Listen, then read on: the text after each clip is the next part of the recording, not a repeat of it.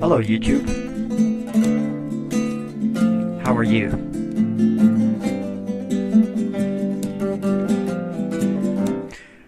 This video is about BRIFFAULT'S law. BRIFFAULT'S law. The female, not the male, determines all the conditions of the animal family. Where the female can derive no benefit from association with the male, no such association takes place. Past benefit provided by the male does not provide for continued or future association. Any agreement where the male provides a current benefit in return for a promise of future association is null and void as soon as the male has provided the benefit. A promise of future benefit has limited influence on the current or future association, with influence inversely proportionate to the length of time until the benefits will be given, and directly proportionate to the degree to which the female trusts the male, which is not at all likely. Why do women do what they do, or more precisely, how they are capable of some of the things they do after all we have done for them? I will admit to a lifelong and fruitless search for the answer to these seemingly eternal mysteries. Fruitless, that is, until now. In my research of all things on the net, I came upon a truly remarkable statement that explains much, if not all, female behavior. Freud said that no one knows what women want. That opinion remains true as far as I can tell. Like all truly great discoveries such as E=mc², what I found that explains the unified field theory of women's behavior is elegantly simple. What I found was BRIFFAULT'S law. Robert BRIFFAULT was a novelist, historian, social anthropologist, and a surgeon. He was born in Nice, France, of a French father and a Scottish mother. After the death of his father, BRIFFAULT and his Scottish-born mother immigrated to New Zealand. In May 1896, he married Anna Clark. The couple had 3 children, Lister, Muriel, and Joan, born from 1897 to 1901. BRIFFAULT received his Bachelor of Medicine and Bachelor of Surgery from the University of Dunedin in New Zealand in 1905 and commenced medical practice. After service on the Western Front during World War I, he settled in England, his wife having died. In the late 1920s, he married again to Irma Hoyt, an American writer and translator. The point of this is to state the credentials of the author and to show that this law has been there for many years. We just needed to find it. BRIFFAULT'S law. The female, not the male, determines all the conditions of the animal family. Where the female can derive no benefit from association with a male, no such association takes place. Past benefit provided by the male does not provide for continued or future association.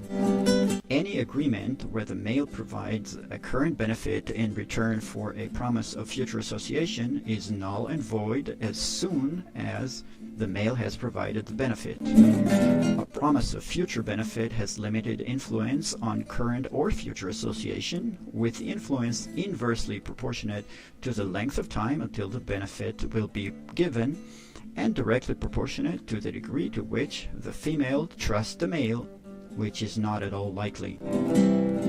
No man can ever understand what is going on inside the head of any woman of any culture, including their own, no matter how much they study. We should not kid ourselves. This is where BRIFFAULT'S law is vital. All women associate with any man only so long as they derive a benefit from the association. This cannot be stated too many times. A bit of recent data that supports this proposition comes from a recent study done in the UK The findings were that for a period from the early 1990s to the early 2000s, 90% of UK women practiced hypergamy. Hypergamy means marrying up.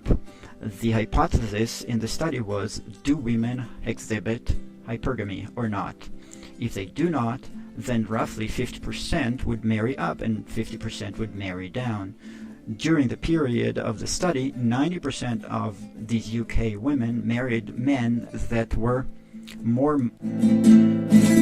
made more money than they did, or had greater wealth. The 90% marrying up rate provides ample evidence that the women exhibit hypergamy behavior.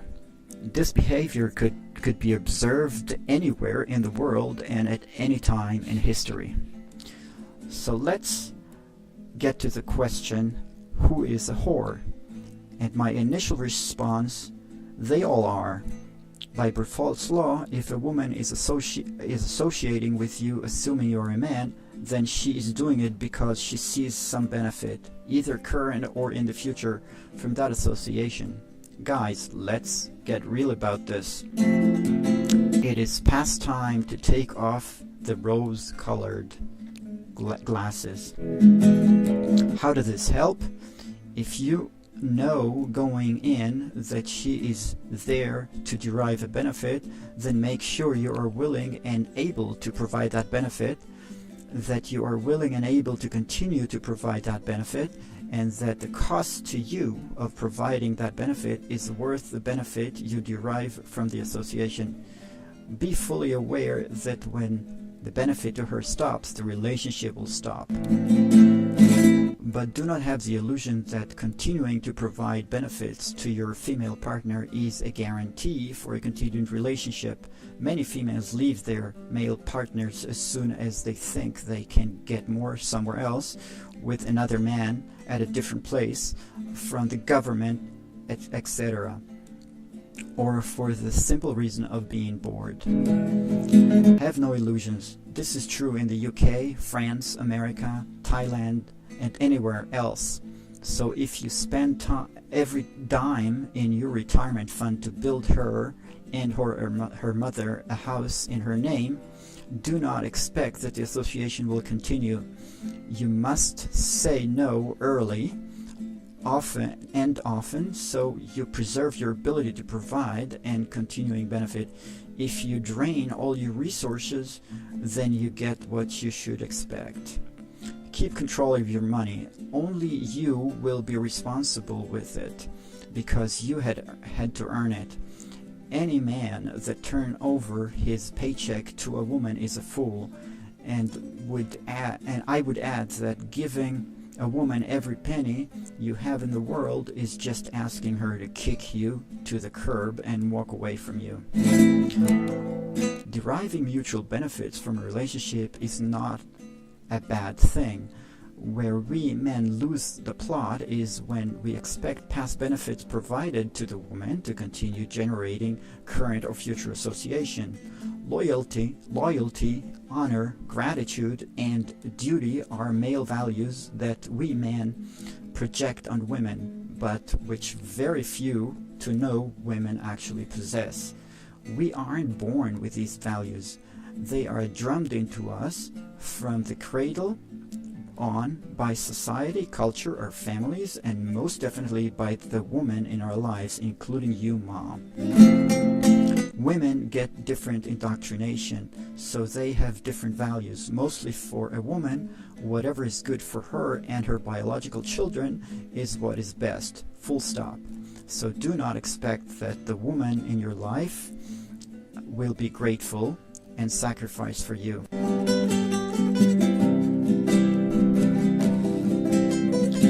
When you can no longer provide for her and hers, and make no mistake, you have never been and never will be part of what is hers.